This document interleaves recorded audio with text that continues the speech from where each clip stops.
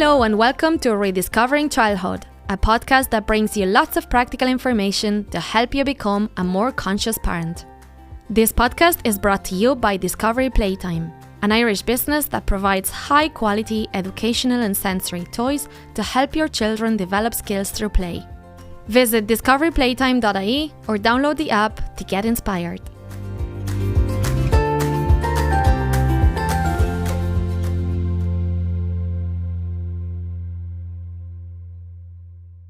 Hello and welcome to a new episode of Rediscovering Childhood. I'm here with Shannon today and we welcome an amazing guest, Jennifer. Hello. Hi, how are you girls? We're very good. How are you? I'm brilliant. I'm really looking forward to this conversation. It's going to be amazing. It is going to be amazing. And just having you here, it's like a very positive energy around you and yeah. Good. I'm bringing the vibes. You are. I'm so ready for this. I love conversation.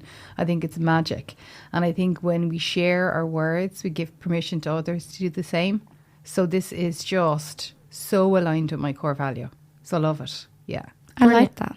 That you're giving people permission to share the words. I like that. Yeah, and the power of language is just incredible, isn't it? It's everything. I mean, it's a cornerstone of life coaching with neuroscience. Like, our words are huge. Like, I'm such a word nerd. It starts with that, you know. What you say becomes a thought, and that thought then influences your action, and that's you living your life. So what you're saying to yourself and the words you use to describe yourself is hugely important. Yeah. Before we dive into this words and power of language and everything else, would you like to tell us a little bit about yourself? Sure, yeah. Okay, so my name is Jennifer Davey and I'm married to my best friend, my gorgeous husband, Wayne. We're married like 12 years, but we've been together for 25 years. Wow. We actually met when I was 14. Wow. I was grounded. I'll tell you a funny story. I was grounded and I wasn't allowed to hang around my bestie anymore. My mother was like, you're not hanging around with her. She's dynamite when you're together. So I started hanging around with a new friend, and that's how I met Wayne. And I was like, oh, he's lovely. So I asked him out. Do you know when you send your friend over and you're like, will you go off with her? You know, that's what we do in Waterford anyway. And in typical Wayne style, which I would get to know, he was like so easygoing. He's like, oh, I don't know. And me being a force in nature was like, tell him to make him use his mind up, because I'm not winning. And then, sure, we went for a kiss, and then the next day, and the rest is history, you know. Aww. So, yeah, he's gorgeous. He's so, I love Wayne. And this is an I Love Wayne podcast. Yeah, it's amazing. He's going to be cringing when he does. But yeah, so we're married 12 years, and I got two little boys. So Oliver's 9. And Freddie is 6. And up to recently I had 2 dogs, but our oldest little dog, Lily, passed away suddenly in June. So I got one dog now, Bo, our little rescue dog. And we're living in the country in Waterford. I'm from Hillview, Waterford City originally, so I'm pure townie. But we're living in the country now, and I love it. Absolutely love it. And I was a secondary school teacher for about 14 years. I taught English and history, but English really is what I did because my master's is in American literature and film. So I loved English, so I always had that as leaving cert. And that's really where my love of words was nurtured, because like I always loved language right from the age of like 9. I used to use big words. As my primary teacher used to say to me, why are you using such big words, Jennifer? And I was like, why not? So I've always loved language, but I really loved it then as a teacher. But about 8 years ago, I was diagnosed with post-natal depression. Oliver was about 7 months old. And it was kind of accidental, really, because typical, you know, first mammy style, I was ignoring all the red flags, all the signs, rather, I should say. And Oliver was in getting his little vaccine in his little fat little baby legs. And I remember it so vividly. It was like really, really rainy outside, like mid-November. And I had a big parka on me. And I think that's significant because I was like physically, literally trying to cover myself up. Not just even emotionally and mentally, but like absolutely, you know what I mean? That for me is an important part of the story, you know. But the nurse said to me just on the way out, and how are you, Mum? And I broke down. I absolutely bawled my heart out. I don't think I even like articulated in words I'm struggling or whatever. I just cried, you know. And that was such unexpected reaction for me. I didn't realise how much I was struggling mentally until that moment, you know. And I say that because I'm a knowledge seeker. So if I don't know about something, I like to know about it. And I would have known about postnatal depression. But everything is different when it applies to your own skin, isn't it? 100%. Yeah. So those words would have been a part of my lexicon, but I didn't see it for myself. And in retrospect, when I think, there's this moment actually, I remember in early November, just about a week before I was diagnosed. It was a Monday evening and I was listening to Kate Bush. I swear to God, Kate Bush is like my girl. She's the only one who got me, you know, at that time, because I wasn't telling anyone. And there's a song, it's not the Wuthering Heights song, is it Cloud Bursting or something like that? I love it. And it was like she was speaking to me. And I remember standing in my kitchen at the window in the country and looking out. It was about 4:15, and I was literally watching the road for my husband to come home, counting down the time that I could take the mask off and just lie down in bed, because that's all I wanted to do. And I wasn't just physically tired, I was just empty.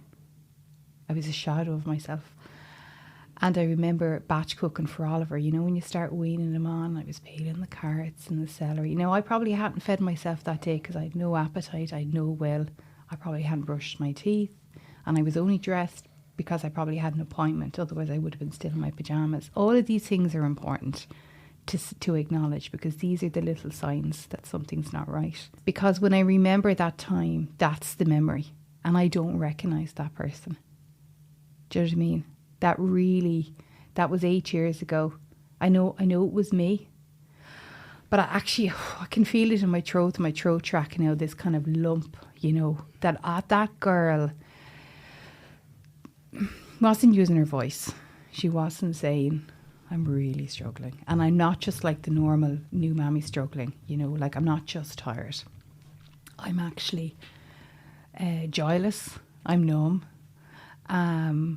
I don't really think I'm doing a good job at all, even though I was doing a brilliant job, considering how I was feeling. I was getting up and I was getting out every day and I was meeting people and I was doing all the, you know, the little, water baby swimming classes and all the kinds of things. And I looked the part. I was baby wearing and I looked now like a one who had her whole life together, but on the inside I was completely empty.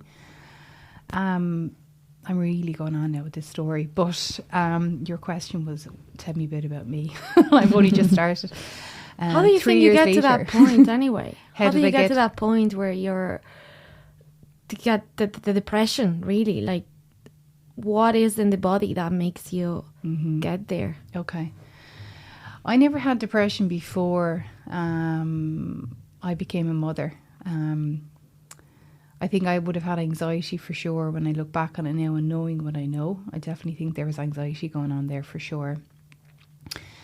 I think for me it was a chemical imbalance. So my serotonin wasn't working the way it should have been. So like it's essentially like, you know, our brain releases serotonin slowly but surely throughout the day.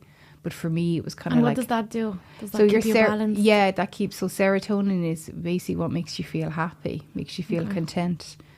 So like exercise, for example, is really, really good at producing serotonin. And there's lots of foods as well, you know, because there's a huge correlation between the brain and the gut. So there's lots of foods that will help with that as well, and rest and water and environment and all that kind of stuff. And that's why it's really important to have good relationships, because toxic relationships is like secondhand smoke, really. It's really bad for you.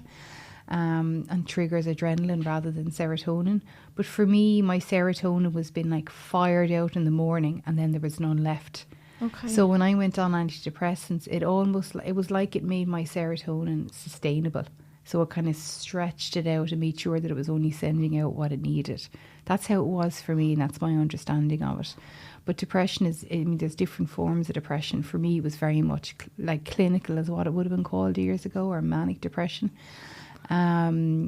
So that's it in a nutshell. But it took me a couple of years to really understand that. It really wasn't when I got to the kind of couple of years of medication and I'm still getting lows, that we weren't really getting to the heart of it. And so when I asked my psychiatrist, Dr. Darren Flynn in Waterford, he was a really, really good doctor, and I asked him, can you explain what's going on in my brain? And I think it's very important to ask questions.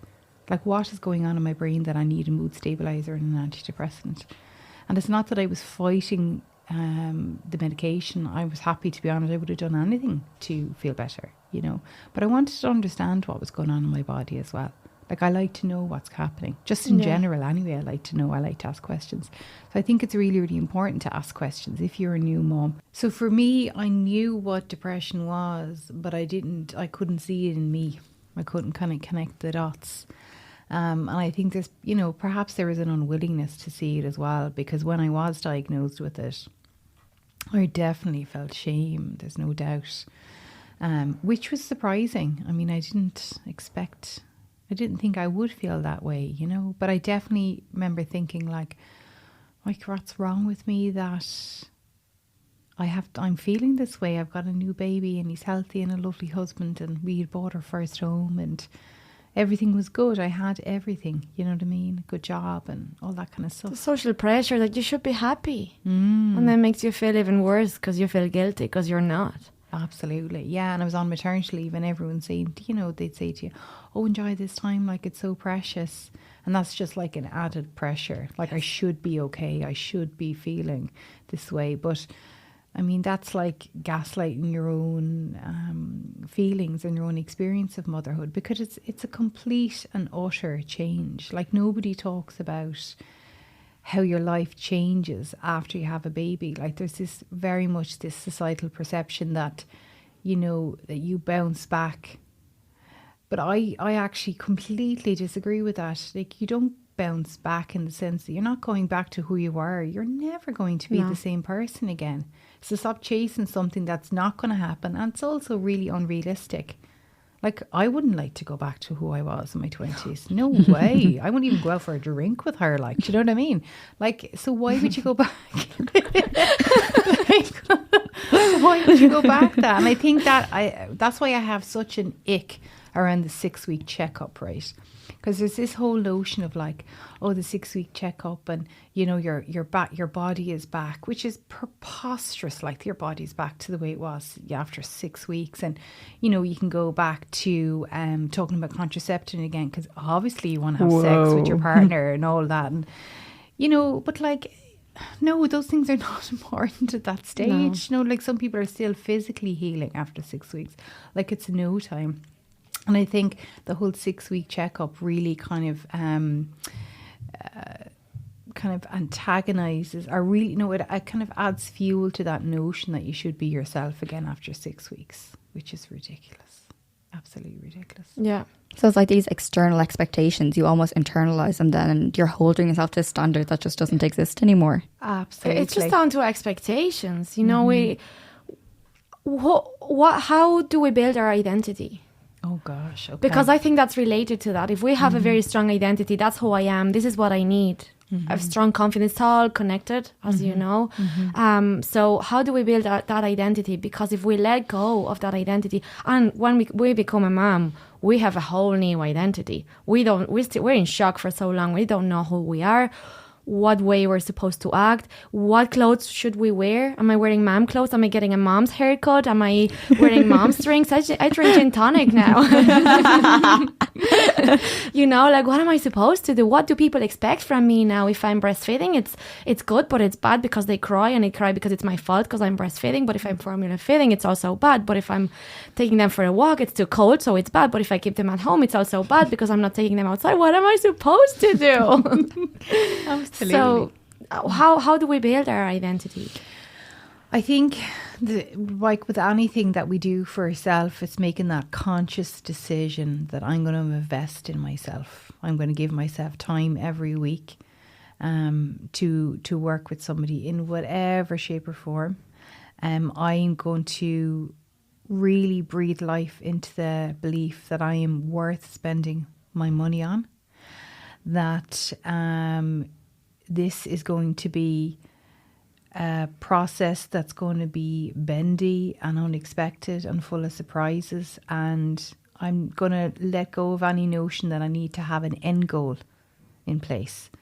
Because if I am starting out on a journey of personal development and I want to set my goals at the beginning of that, then you're missing out on huge opportunity for growth, because you're coming at that with the current mindset that you're trying to build and get better.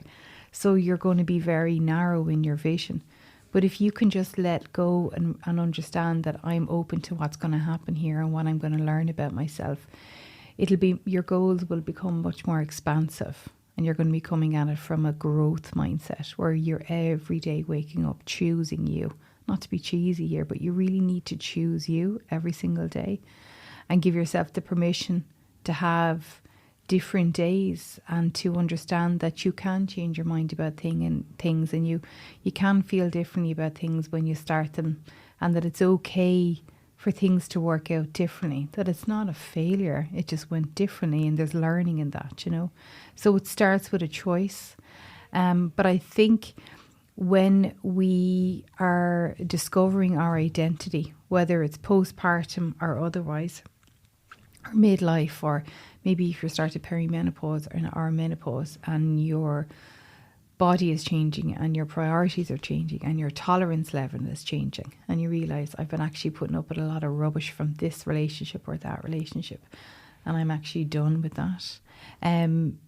It's about looking at your core values. I always start that with my clients, and that's a cornerstone of neuroscience coaching.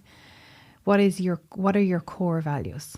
No, not the usual family, world peace. I don't want the Miss Universe stuff. Do you know what I mean? I want the actual, organic, individual core values. Like, core values are like, you could be in a relationship and you and your partner have shared values, but your core values will be different. It's not about kind of saying, well, family is important. Like, that's too broad. I would say to a person, like, what does that mean? What do you mean when you say family? Who is your family? It doesn't have to be your biological family. It could be your friends, could be your immediate kids and your partner. It looks different for everybody. So it's taking that time to really identify what is most important. Like, that's what a core value is. This is something I want in my life every single day. And by knowing I want this thing in my life every single day, it helps me to make decisions about the things that I no longer want. So, for example, if honesty is very important, and by honesty I mean knowing where you stand with somebody, being honest with that other person about how you think, for that other person or persons to be honest with you.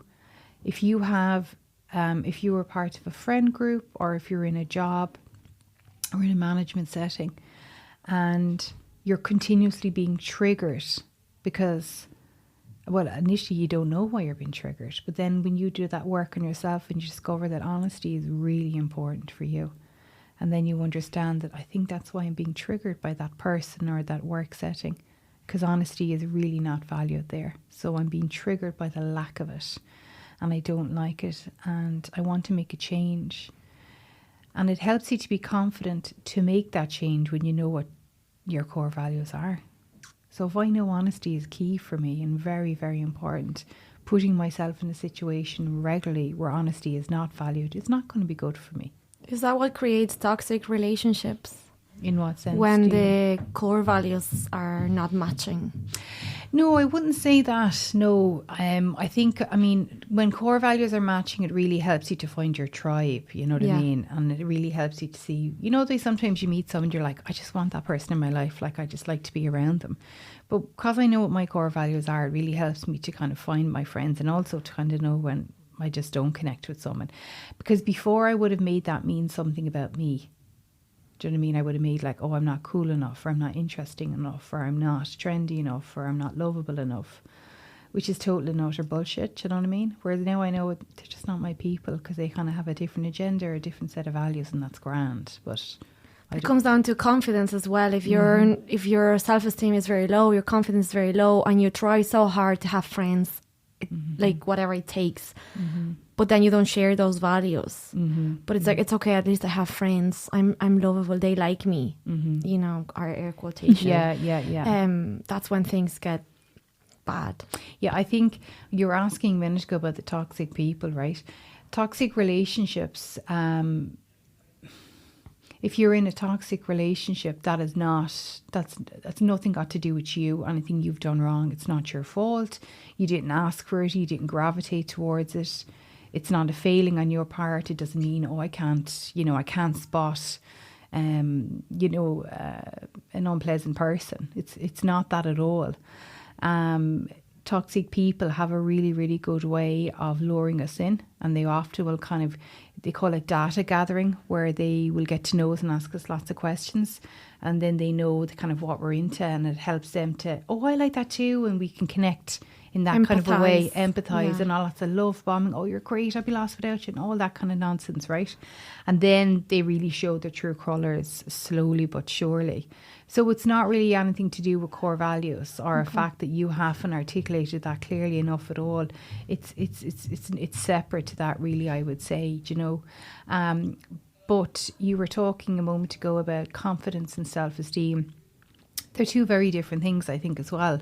I think if somebody is in a toxic relationship, right, and it's very hard to be confident in those relationships, because naturally the person who is toxic will erode your sense of self and it really make you second guess yourself. And that's the kind of poison of gaslighting. You know, it really kind of makes the ground beneath your feet very unsteady, and you second guess everything about yourself. But that's where knowledge comes in, and where knowledge will really help you to be more confident. Because if you are able to notice the red flags and you know what you're dealing with, then you're able to disassociate and say, well, it really isn't me or anything I've done wrong. You know, I am not actually the problem. I know I'm right about this. No, I know what's important to me, and I also know what this person is at. It's on them. It's not about me at all. It's nothing I'm doing wrong, you know. So, hope that answers your question. Let's go back to you and what you do. So, did that experience bring you to where you are now? Oh, yeah, like it was hugely significant, because when I was diagnosed with postnatal depression, I started attending counselling, taking antidepressants, and really changed my lifestyle. So I really I stopped drinking for ages. Like, you know, we'd have wine at the weekends and stuff. I just stopped all that because, you know, that's such a depressant in itself, and it can really trigger for anxiety. So it just wasn't suiting me. And I started exercise and started running. And even though I hated running, I was doing it because it made me feel better. And then a couple of years passed, you know, I was still doing those things, still on antidepressants. And then I had my second son, Freddie, 6 years ago. And I was actually worse after him than I was on Oliver. But I didn't realise it at the time, because I had like a 3-year-old who I was body training, and then I had a newborn and which I was breastfeeding. So I really didn't have a minute for myself and to think. But my husband was saying, you know, you definitely were. It was more intense after Freddie was born, you know. So when I went back after maternity leave with Freddie, I went into school gates, and I was like, I just do not feel the same way about this job anymore, which was really surprising, because I always loved teaching.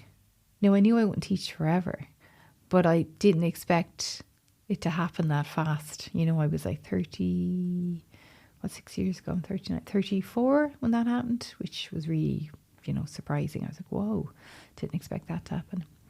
So I started to think about things and really what I wanted to do. And I knew that I wanted to help women. I wanted to help women who are like me, but a few steps behind, because I really know the stories they're telling themselves. Like, I really get it.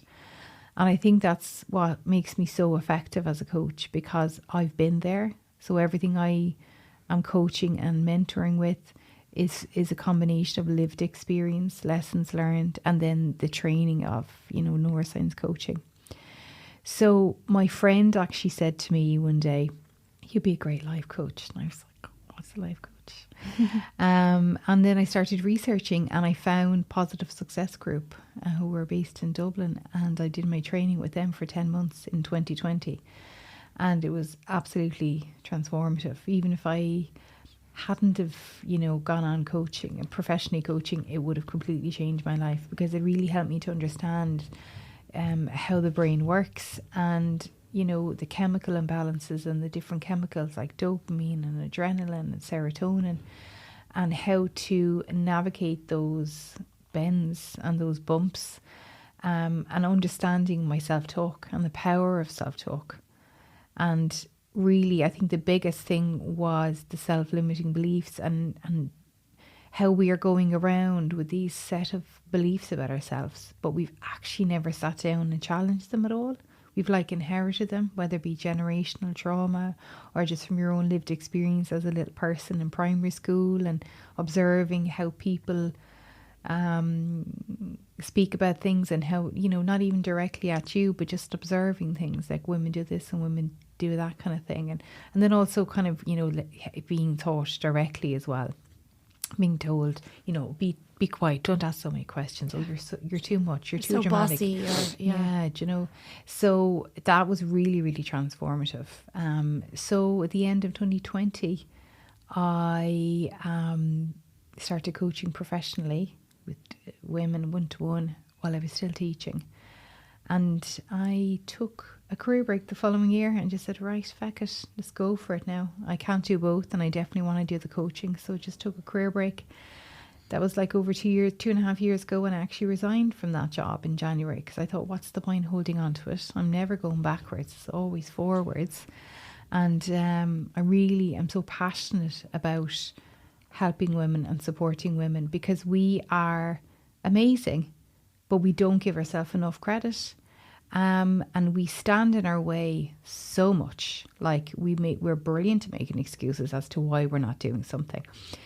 And we're brilliant at listening to the podcasts and reading the self-help books, but that doesn't do anything. Mm-hmm. Do you know what I mean? That doesn't actually activate real change like action does. So my goal is to really completely rewrite that narrative that we're telling ourselves, and to believe that you're worth investing your time and your energy and your money in, to take action, and to understand, what does action look like for me? What types of action do I need to take? And what life do I really want to live? Because you do not have to be just going on autopilot. We get one life. Do you know what I mean? Yeah. One shot at this. And I don't want to hear of any woman going around thinking they can't change, because you 100% can. You just can, and that's it. No two ways about it. So what is a life coach? If you were to sign up to life coaching, what do we expect from that? Okay. So I think it's a really good question. People ask me that a lot. I think the first thing to say really is, a life coach is somebody who will help you get out of your head, right? So if you're a big overthinker, the amount of brain power and energy that you're wasting on that is actually huge. And a life coach will help you to get out of your head, in that they will create that safe space for you to think out loud. But they're not just going to sit there and let you ramble. They will ask you very powerful questions. And that will really help you to delve deeper, scratch the surface, what's actually going on here. So you might think your problem is that you don't have enough time. But in actual fact, it could be that you're doing too much because you never say no. And that's why you don't have enough time to do the things that are important. So they'll help you to see through your own words and give you that objectivity that friends and family just can't give. Mm-hmm. They just can't. So there's that getting out of your own head and hearing yourself, because oftentimes you will say things in your head, but then when you hear, the power of your voice, I'm always amazed by that when clients say something out loud to me following a question I've asked them, and they're like, I can't believe I'm thinking that. That is so ridiculous. But I've been saying that to myself for 25 years, So it's that opportunity to think out loud and to be challenged, with questions. What else is here? Or what is part of this that you haven't considered yet? Is a really, really good question. And what's exciting? What is exciting about this? Because there's a very fine line between fear and excitement. And oftentimes we confuse the two. We think we're scared, but actually we're excited. So I think when you say to me, what is a life coach? It's somebody who gives you that objectivity that will challenge you and that will really be on your side. Like they're cheering you all the way. So like when I work with someone, the one-to-one sessions are only part of the process. Like there's the outside support through WhatsApp, checking in, how are you going, sending kind of prompts and resources to help them to delve a bit deeper. So if they're stuck on, you know, spiraling into negative self-talk, I will often send voice notes to my clients who are like that to help them to get out of their head. They just need to put pen to paper, or they might voice note me back. And the help that gives, you know, the shifts that I would see from people from one or two simple questions, like it's really, really profound. That's in a nutshell, really. It's really the outside voice. We have the inside voice, which is our brain telling us, no, you're not good enough. No, you can't do that. No, you're going to fail. See, I told you. And then you have your life coach outside voice saying, but why? Yeah, absolutely. Yeah. What are your expectations? What are your goals? Yeah. You know, and what did you really do to get this? Change it or take it. Yeah, absolutely. And that inner critic, I would do a lot of work inside of my program on that. And often that's very much like what I was saying about the self-limiting beliefs. You could be saying something to yourself that's not actually something you even believe. And even as you're saying it to yourself, like I would have clients say to me, I can actually hear such a person saying that to me. So it's not even their voice. It's somebody who said something to them when they were a kid, even just once or twice. It doesn't have to be like a repeated thing. And they're hearing it and they're like, but I can't. I'm like, no, you can. You can. Like, what are you doing to stop yourself? How are you standing in your way? You know, what are you scared of? You know, how do you use your knowledge now to raise your own children? How do you think that's helping you to you know, to put those habits and into them growing up? I think at the moment, something that I've been thinking a lot about is when I'm speaking to my kids, if they've had a difficult day and they're sharing something from their day, you know, and I can instantly feel my inner child being triggered and I'm back in the playground again, you know, and I feel that and I say, okay. So the mama bear instinct in me is kind of like, oh, you know what you do? You tell them now. You know? But that's the inner child in me. That's not what they need. They need that part of me that's the wise adult, not the negative parent, but the wise adult, you know. And I always kind of think, right, if Oliver is saying something to me or Freddie's saying something to me, I kind of think, okay, what do I need them to hear now, you know? So I think about that, and then that's kind of guides my next response. And also, I think, you know, as a coach, listening is hugely important. Most of the time in my sessions, I'm quiet, you know, because my client is speaking, and I'm listening to what they're not saying, the in between, and paying attention to their body language and their tone of voice. So I do a lot of that when I'm listening to my kids, particularly at night time. That's why I love doing bedtime, because it's kind of the part of the day when you'll have the little chats with them. And naturally at night time we're all a bit tired and we're a bit more emotional, and we tend not to overthink. That's really when our true feelings will come out. So it's a great time to write. So that's when Oliver or Freddie will tell me something that might have upset them in the day, that they've been carrying with them all that day and never said. And I'm able to just listen to them. And sometimes, you know, I'm able to kind of see that I don't always have to have the answer. I don't have to come back with an intelligent question. I don't have to show I love them, because they know I love them. And it's just listening to them and simply saying, I'm sorry that you had that experience. That sounds tough, you know, and give them a hug. And because that's all they need. People ultimately just want to be seen and want to be heard. And listening is more important than giving solutions a lot of the time, isn't it? Absolutely. And like a cornerstone of coaching with neuroscience is that when you're working with somebody, that you believe, and it's really important as a coach, that you believe that the person you're working with is resourceful enough to find the answers and creative enough to think of other ways of doing things, and that completely whole as they are, imperfectly imperfect. And I really mean that. You know, there's nothing wrong. You're not broken. You're not doing it wrong. You just need to figure out what that wisdom is inside of you. And that's what I'm, you know, doing in my sessions, listening and asking the right kind of questions so that that wisdom can come to the surface, because women are amazing and our intuition is powerful. And sometimes we just don't listen to it because we don't realise that it's on our side. And we lack the confidence to know. We lack the confidence to trust ourselves enough to listen. We think that we need to be validated by other people, like for other people to say, yeah, no, that's a good idea, I would do that. No, don't. You know, don't be ringing every Tom, Dick and Harry to tell them what your situation is and get some help. Trust yourself. You know what you need to do. Just give yourself that time to have a think about it.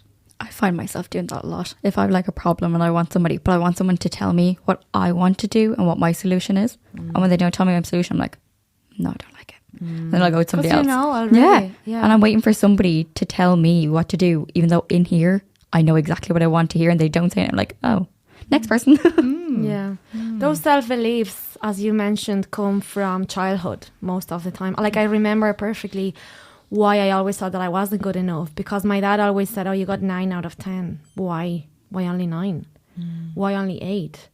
You know, I could have been better, and that could have been better, even though I tried my best. Build that, well, I'm not good enough, and there's no point in even trying, because I already tried my best and it wasn't good enough for my dad. So, but I forgave him. We've had that talk, and you know, he wanted my best. He wanted to push me. I could do more, and I thank him for that now. But it was very, very hard growing up, and those self-beliefs. So I think the first step is to notice. How can we as parents, like we're going to say things that we mean our best, and it's going to cause that self-belief of I'm not good enough, even though we're trying our best. But before we go into that, would you like to tell us a little bit about your own childhood? Okay. It was very fun. It's some crack. I grew up in a housing estate, so there was lots of kids on the road. It was a new housing estate, Hillview. So a lot of parents kind of moved in the 80s. Like we moved in 84. I was about 10 months old. So there was lots of young families, so lots of kids on my road that were similar age. So we all played on the streets all the time. Very different to now. And I have a younger brother, Connor, and we were about 2.5 years apart, and we played loads growing up. Lots of just like arts and crafts and things like that. I always remember I had this little these little moles, like they were like cottages, and I remember painting them. I remember one rainy Saturday, my mother was gone off, which would have been very rare. And we wanted to paint stuff. And I don't know why my dad gave us like old underpants or something like that, right? But there was obviously a reason for it. So we painted all these underpants. And my mother came home and she was like, what are you doing, Jar? And we were like, oh, look what we did. We painted like moons and stars on these underpants. But yeah, lots of fun. I remember lots of, like on a Sunday night, Glenroe would be on. You're probably too young for this now, girls. I've heard it though. It's fine. Yeah. Glenroe would be on. My mother would be, you know, ironing all the uniforms. There'd be a big plume of like steam, whoosh, like this. And you'd be like getting that Sunday night dread, like, oh no, like a whole new week in school. Glenroe would be on the background, and you'd be all freshly bathed with your pajamas on and everything, clean for the week, nails cut, the whole shebang. And I would get really wired. Like I still do this at night time. My husband would be just like, oh my God, Jennifer, you're nearly 40. Like, but I get so giddy at night time. I'd be messing with him in the bed, tickling him, put my cold feet in his legs and everything. But I remember Sunday night just kind of going a bit mental, you know. And my father was a big messer as well. So the three of us be like tickling, me, my brother, and my dad be like tickling each other, like, and messing and everything. And my mother be like, don't be getting them kids all wired down, Jar, you know. Calm down. It's nearly bedtime. My father would be like, yeah. And then he'd try and give out to us and be like, then start laughing and lose all credibility. Do you know what I mean? But he was a big messer. But then, like, you know, it was just a lot of fun, a lot of messing. Bedtime stories. My dad was a cabinet maker by trade, so I was a real daddy's girl. So I'd be like out in the shed with him, helping him with these, like, you know, holding, moulding while he was like sticking it onto the edge of cabinets and cutting wood. And it's like 7, 8, 9 years of age. I was very much brought up with the belief there's no girly things, you know, you do whatever you want to do. And we'd have lots of chats, like, you know, about politics, because I was really interested in politics and history when I was like 9, 10, 11, right up through secondary school as well. So there'd be lots of conversations around that. And my dad would have like Leonard Cohen playing in the background, and which was very depressing for a child. But like I do love Leonard Cohen now still, you know? But it wasn't like Boyzone or whatever. I was allergic to all that kind of stuff.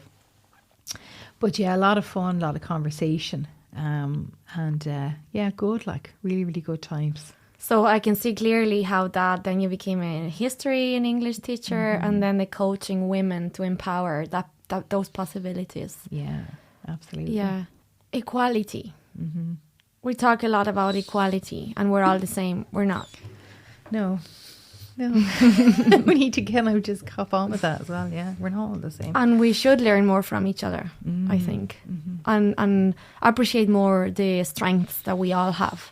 We all have our own strengths as an individual and as a collective. And I think we should all learn more from that and use it more. Absolutely. And I think what comes to me as you were asking that question is like, you know, not one skill is not more valuable than another. Do you know what I mean? Like, I think, you know, there needs to be more regard for kind of woo stuff, you know what I mean? And like, you know, healings and forest bathing and coaching and walks and those skill set, and people who can create space for that need to be regarded just as much as someone in a suit talking about finance. Do you know what I mean? Like, I think there's a lot of inequality in skill sets and careers and jobs, and yeah, I think people expect to get those kind of things for free. You know, there's this kind of like, oh, that's only a bit, you know, that's your hobby, or yeah. And I'm saying that because I think in Ireland particularly, and I mean, I know you're from like Spain, yeah, so maybe it's the same there as well.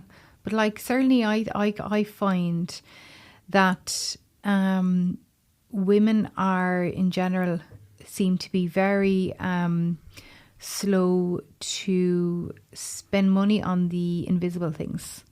And we could go in and blow 200 or 300 quid on new knickers and pyjamas and pennies. But if we were to pay that for a session with a practitioner, whether it be a counsellor, a psychotherapist, a coach, we'd say, oh, that's very expensive, which is ridiculous. And I say that now really because we're only sticking plasters on it. Do you know what I mean? Like getting your hair done, getting your nails done, getting your lips. The short-term satisfaction against the long-term. Yeah, like that's not fixing the problem. That's not going to make you feel better about who you are on the inside. And I really think we're too quick to go to the commercial stuff, thinking that's going to fix the long-term problems. And we need to really acknowledge that, you know, if you're going around feeling like just really, really uneasy, you're on autopilot, you're always chasing your tail, you're constantly overwhelmed, that's not going to go away in the blink of an eye. It's not going to go away by listening to someone else's journey, like me on a podcast. Like that, it might be enjoyable and inspirational in the moment, but it's not what you need to do. It's very important that you do the work and that you see yourself as equal to anybody else, that you are deserving of that time, you know, because a lot of women would say to me, oh, my husband, you know, wouldn't even think twice about this, wouldn't second guess doing this at all. He's after investing in such and such with a personal trainer, you know, and didn't even run it by me, but why am I so reluctant to do this for myself? And you're the only one who could change that, because nobody's coming to save you. Yeah. Nobody's coming to save you. And I don't mean to be, you know, blunt, but I think it's necessary to say that. Nobody's going to say, you know what, you look a bit stressed, I'm going to do this for you now. I'm going to give you the permission to spend your money and your time on, you know, a coaching program or a psychiatrist or whatever it might be. You need to do it for yourself. So I think we have a big part to play in balancing the scales when it comes to equality. We need to be our biggest advocate, and we need to stand up and say, I'm actually in need of something here, and this is what I'm going to do, and I'm not waiting for somebody else to and never blame others for the actions we're not taking. Yeah, absolutely. Yeah. Stop making excuses. Yeah. You know, so this is just the true prompt section now of the podcast. Stop making excuses. Like, if you have time to bring everybody else to the doctor and not yourself, shame on you for not going to the doctor yourself, because you do have time. Yeah. You're choosing other people. You make time. Yeah, you make time. And we don't realise this, but the rate of strokes in women in their 40s and 50s is a lot higher than we all realise. Wow. Yeah. Because a friend of mine had a stroke in recent years when she was 40. And it was her that taught me that the doctor had said that to her. And I said to myself, I did not know that, firstly. I didn't know that the percentage of women with heart disease is much higher, because it's always talked about in terms of men, and with women it's breast cancer. But we don't talk about the fact that strokes and heart disease are quite high in women as well. And it's no surprise that they are. I mean, I'm not a bit surprised by that, but I was surprised that I didn't know it. Do you know what I mean? And we are all going around as women, and whether you're a working woman or not, whether you're a working mother or not, whether you've got kids, it doesn't matter, right? We're all busy. We're all living busy lives. And we're going around complaining about the mental load, and we're not asking anyone for help. We're not showing our husband how things need to be done. We're just going around with this big martyr's badge, complaining and doing nothing about it. And nobody's going to do it for you. You just need to choose, okay, enough is enough. Yeah. I want to feel better. I don't know how I'm going to do it, but I know I want to feel better. And that's the enough. first step. That's enough for now.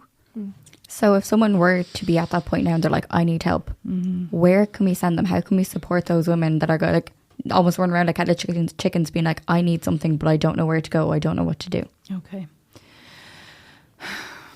I really like this question. If you can do this anywhere. I mean, you can do this in the grocery out in Lidl, you can do this in the car, it doesn't matter, right? You can put your hand in your heart and your hand in your stomach as you're doing it, and just breathe in and out. You don't have to do the hands thing if you don't want to, but just ask yourself, what do I need now? Like right now. Because a lot of people do not ask that question. Do we need something to eat? Do I need a nap? Do I need to have a drink of water? Whatever it is, do I need to laugh? But what do I need now? Now, the reason why that question is so powerful is because it gets us into the habit of actually checking in with our bodies and our minds. What do I need?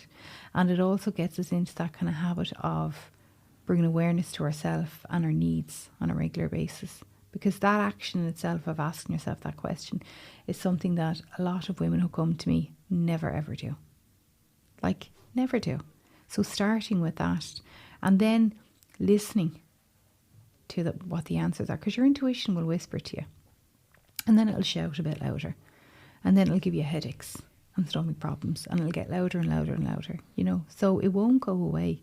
But just asking yourself that question, first off, what do I need? Then I suppose, like in, you know, what you were saying, particularly like, what are my biggest challenges right now? What am I struggling with? And that will help you to kind of see what route you want to go down. I mean, the things that I would help women with is really, you know, kind of self-confidence, creating boundaries, that identity piece, like finding your voice, discovering what you want more of in your life. And if that's resonating, I suppose the obvious thing to say would be to reach out to me, you know, drop me a DM on Instagram, wellbeingwarrior.ie. If what I'm saying is not resonating and you're thinking, no, that's, you know, I'm not struggling with those things, so maybe a coach like Jennifer is not for me, maybe I need some healing, you know, I'm going to start researching on that, maybe Reiki, I'm going to look at reflexology, I'm going to look at cranial sacral therapy, I'm going to go to my GP because she's really good, you know. It's just asking yourself that question, what do I need? Listening and doing one thing about it. Whether it be make an appointment with your doctor, Google the type of healing you want, send me a DM. Or if you don't like the sound of me and you think, no, she's not for me, but I think a coach is for me, start checking it out. You know, but just do something. Don't sit with it, because nothing will change unless you do something. Yeah, something you mentioned there as well, the power of saying no. I'd like you to talk a bit more about that, how important it is. It's massively uncomfortable for people, because we make it mean so much about who we are.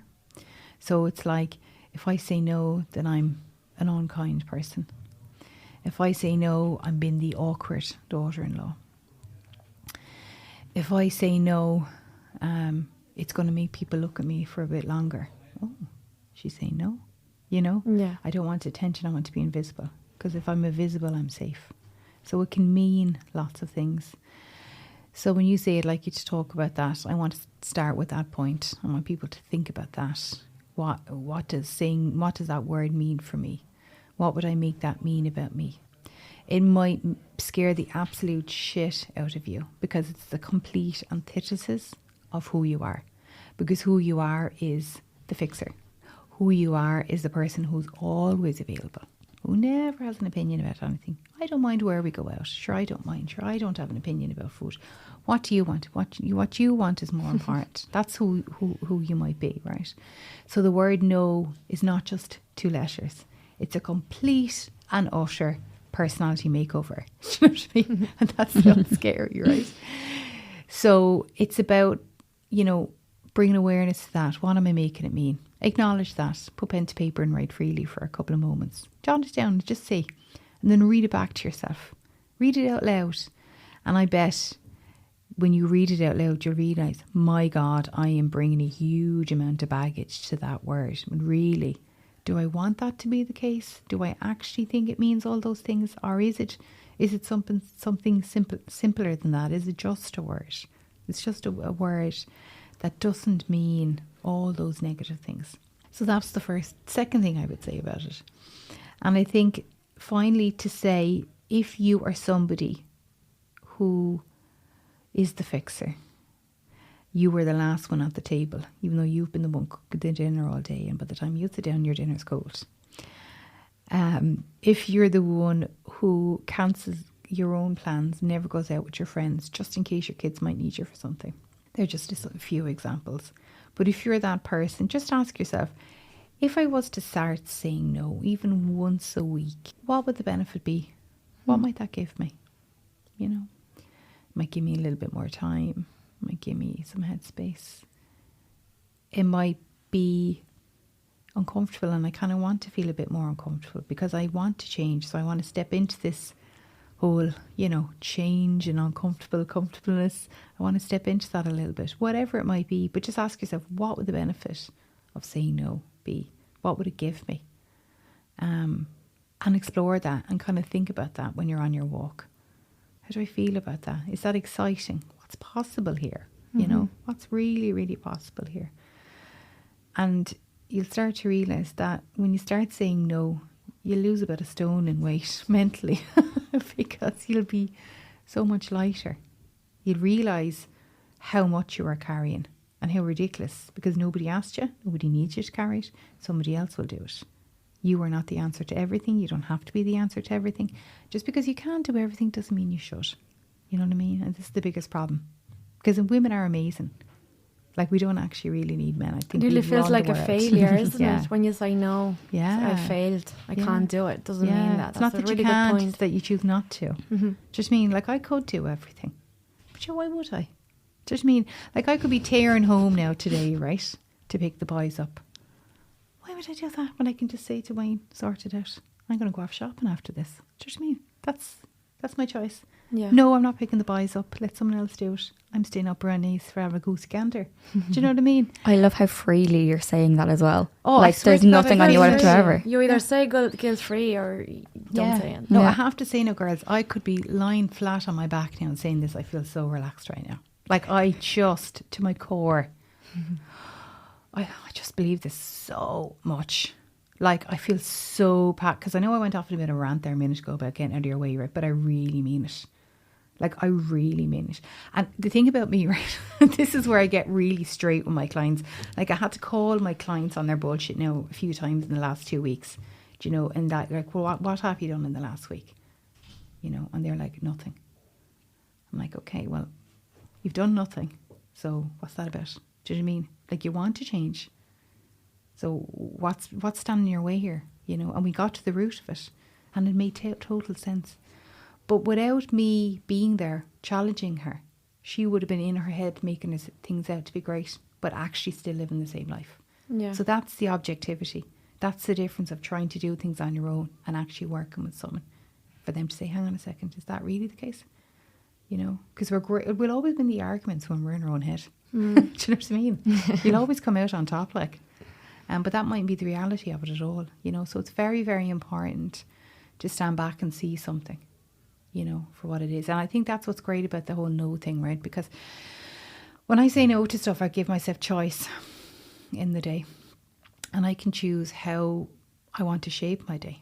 So say, for example, like I said yes to today, but if I was feeling burnt out and I chose to say no to today, it meant that I could have stayed home all day and just completely relaxed and given myself time to think. And in that thinking time, ideas come to me, you know. And then I start to realise, yeah, I think I'd like a day. For example, I think I'd like a day off every week. Maybe a day off after my coaching days is good, because it gives me that headspace. Because it's very intense when you're coaching people. And I'm a real empath, so I feel things very, very deeply. So when you say no, even though it's a small action, you say no to one thing, it opens up doors. You're saying yes to something else. You're saying yes to yourself, aren't you? Yeah. You're saying yes to yourself, you know. And that's something I said to my friend Amy a couple of years ago. If you're saying no to something, what are you saying yes to? So if you're saying yes to everyone else's request, you're constantly saying no to yourself. And I think that's really where the edge of chaos is, which is a kind of a neuroscience coaching term. When you're on the edge of chaos, when you're feeling that, oh God, you know, that's your brain kind of going, hang on a second there now, Jennifer. What's this change? Carry on. What are you doing? Stay what you are. Stay in your own lane. Don't be doing that. And that's the edge of chaos, right? And that's nice and safe, but it's also super boring. And you're not going to get out of it unless you kind of say, you're grand there, thanks, inner critic. I'm fine. Like I call her Maggie, right? Maggie, you're grand. And actually, I never said that out loud, but my brain has a name as well. I talk to myself. Yeah, you have to. You have to segregate them. Yeah, I talk to myself the whole time, like especially when I'm at home folding clothes or something. I'm like, no, you're grand, Maggie. I'm actually going to go on with this and try it now, because you never know what I'll take away from that experience or whatever. But it's about kind of, you know, getting out of your own way. And not controlling everything, you know, because you will learn so much more when you're open. Yeah, it's your comfort zone, isn't it? A lot of it, yeah. Mm-hmm. What's the difference between self-esteem and confidence? Yeah, I'm glad you asked me that question. I was only talking to my husband about this the other morning, actually. I think for me, how I like to see it is, so neuroscience life coaching, there's the three brains. So there's the head, the heart and the gut. It's like I'm about to bless myself. I thought you were going to do that as well. And I was like, oh, is it lunchtime? I'm so sorry. No, I'm a total atheist. So I wouldn't be blessed myself at all.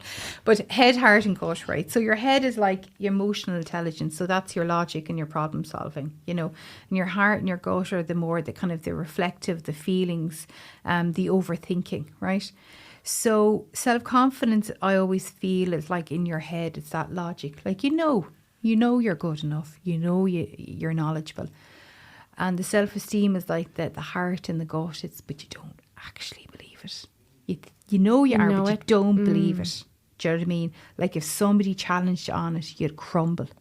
And it's that want to believe it is the confidence. And you'll dress the part and you'll do all those kind of, you know, independence funeral bits. So I'll feel confident. But on the inside, you're racked. You're crippled with self-doubt. And you're worried about your outfit. And you're just not comfortable in your own skin. That's when a person is low in self-esteem. Do you know what I mean? So like say, for example, I came up here. Well, I did. We're here now and we're chatting, right? And we leave and you don't say thanks or, you know, that was great or whatever. You just say, have a good journey, right? And I'm out in the car and I'm thinking, they never said I did a good job. Maybe I didn't do a good job. Oh my God. So I'm in here and I look confident, I've no doubt. I'm talking away, all that, right? But my self-esteem, if I'm out in the car thinking, they never said I did a good job. Maybe I didn't do a good job. I probably said a foolish thing. And then I start thinking about something and I'm overthinking. And then it's next week and I'm still thinking about it. That's low self-esteem. But if I go out to the car and I don't give a second thought to whether or not you give me any feedback and I'm happy with what I said, that's somebody who's got a healthy self-esteem. Okay. Does that make sense? Yeah. And what can we do to build our self-esteem? Because confidence is kind of a fact, you know. If someone asks you a question, you answer. I know the answer. But whether that's the right answer or I sounded stupid saying that. What can we do to build that self-esteem? It really comes back to your beliefs. Everything is about self-belief. You know, and I'm a really big advocate for doing that work first. I think there's a lot of conversation around mindset and particularly like affirmations. And I don't care what anyone else says. If you don't believe in what you're saying, then you might as well throw those affirmations in the bin because they're worthless. There is no point me standing in front of a mirror saying, I am enough, I am enough, I am enough, unless I believe it. Do you know, and there's two, do you know what gives me the ick? Do you know these inspirational quotes on social media? They are so stupid. Do you know what I mean? And then people sharing them. Like, what is that? Yeah. Like, that's not going to help you. Like, I get it, it's cute, but it's not helpful. Like, let's be real here. Let's be practical. If you don't believe you're enough, if you don't believe you're deserving, if you don't believe you're fabulous, you're funny, you're sexy, your husband is lucky to have you, your kids are lucky to have you. If you don't believe that, no amount of clothes, plastic surgery, hair dye, nails, affirmations, creamed affirmations in your bedroom, oils, whatever, none of that is going to matter until you believe in yourself. Do you know what I mean? You're going to second guess everything. You're going to be full of self-doubt. You're going to be uncomfortable in your own skin until you believe it. And the work with self-belief is foundational. Like, it's absolutely foundational. And the women I work with who really engage with that part of my programme never look back. I had a lady who was nearly 70 who was like, I don't actually know if you can fix me because I've been like this for 60 plus years. And I was like, come here, we'll get this sorted. And we did. And we finished working together over a year ago, and I was only speaking to her lately because I would always keep in contact with my clients. And she was saying, I regularly come back to that self-limiting beliefs piece. Because when we do that, we identify what those self-limiting beliefs are and where they came from. But it's not about, dredging up your past and talking about that. Like, that's what counselling and psychotherapy is for. That's different. Coaching is about where you're at now and where you want to get to, right? But we need to identify them so that we can rewrite that narrative. So we're creating a new neural pathway, which is basically fancy talk for the story I tell myself. So, like, I'll go home now today and I honest to God, I'll be saying to myself, they were lucky they had me now. That was a really good conversation. We are. Yeah. We are. I'm just going to be straight with you. I'm going to say, I just gave them a really good podcast episode. Now, I'm loving it, but I've no doubt that what we're talking about is very important and it's good content. Mm-hmm. Do you know what I mean? And I don't need you to tell me, oh, that's a great job. Like, I know it. Do you know what I mean? Because I really believe, I wouldn't be sitting here talking about this if I didn't believe it. Like, I'm very much all in or I'm not into it all. Do you know what I mean? I'm quite fixed about things in that way. But the piece around your self-limiting beliefs, we rewrite that narrative. We create that new neural pathway. So it's, I am enough. So when you're working from that set of empowering beliefs, they become your affirmations, not some influencer. I mean, you create your own. You do you again and again until it starts to feel really natural and normal and comfortable. And that's really what I do. Help women find that part and stick at it and believe that they're worth it. And to know that when they fall off the path and they kind of start, maybe they might start doing those old behaviours again, don't make that mean that you're not worth it. Just get back on track of things. That's like, we all lose track of things. Sometimes life gets very, very busy. Mm-hmm. But to know that it's an ongoing practice. Like, it's very much, like I said earlier, that growth mindset. Just choose you every single day. Just because you stop going to the gym or you went back on gluten or you're kind of drinking a bit more red wine at the weekends again does not mean that you're broken and this is who you are. And your default is who you are. No, it's not. It just means you're human and you're flawed. And for whatever reason, you reverted back to old behaviours. But you just choose to get back on track again. And that's when, clients will say to me, past clients, I went back over our notes and the homework emails and the resources and I reminded myself again. I'm like, that's fantastic. Because we all kind of lose track of things and forget about ourselves for a moment. But you just get back on top of things again. Yeah. And once your beliefs are solid and empowering, then the rest will follow. There'll be no doubt that you're worth doing it. Yeah, absolutely. Jennifer, just before we end, for anyone listening today, what's the one thing they can do today when they finish listening to this episode that's going to bring them back right and on their track? I want people to journal freely. I want them to grab a pen and paper. Don't second guess yourself. Forget about full stops and the right words and capital letters and all that stuff. Forget it. Throw it out the window and just take it out of your head and put it down on paper and just write. Just write freely. Don't read back through and go, am I answering the question? There's no right answers here. Just literally write down whatever is on your mind. Like, just get it off your chest. And then just rip it up and throw it in the bin. You don't have to read it. I don't need to learn it. Just throw it in the bin. Just let and it then out. listen to this again. And again, and again, and again. Yeah. And just reach out to me. Just, send me a DM on Instagram, wellbeingwire.e, and just let me know where your We'll thoughts link are. it in the description. So, yeah, absolutely. Any questions, anything that I've said that you'd like me to elaborate on at all, just ask.